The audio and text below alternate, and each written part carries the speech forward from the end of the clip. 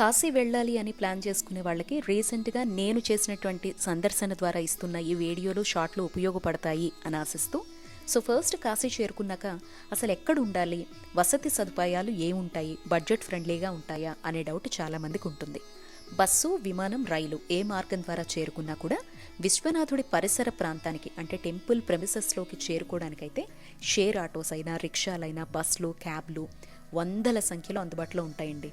ఎక్కడ బస చేయాలి అనేటువంటి సందేహం అయితే అస్సలు అవసరం లేదు. అన్ని ఘాట్ల వెంబడి వందల సంఖ్యలో హోటల్స్, ఫ్రీ ఆశ్రమాలు ఉంటాయి. తెలుగువారి ఆశ్రమాలు అయితే చౌకీ, కేదార్ ఘాట్ పరిసరాల్లో ఉంటాయండి. సో ఇక్కడ 3 పూటల భోజనంతో పాటు రూమ్స్ కూడా ఫ్రీగా ఇస్తారు.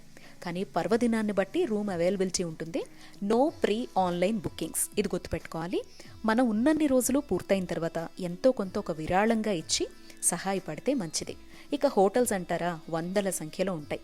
100 నుంచి మొదలు పెడితే రాయల్ స్టేయింగ్ వరకు కూడా ఇక్కడ అవైలబిలిటీలో ఉంటాయి. కంఫర్టబుల్గా అన్ని ఫెసిలిటీస్తో రూమ్ కావాలి అంటే మాత్రం ఒక రూమ్ ఒక 3 మనుషులు వేసుకోండి.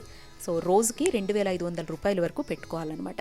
ఇక నేను ఈసారి దిగిందైతే కేదార్ ఘాట్ పక్కనే ఉన్నటువంటి బాలాజీ ప్యాలెస్ అని చెప్పేసి ఈ హోటల్లో ఉన్నా. ఇక్కడ ఒక రోజుకి 2500 రూపాయలు ఛార్జ్ చేశారండి.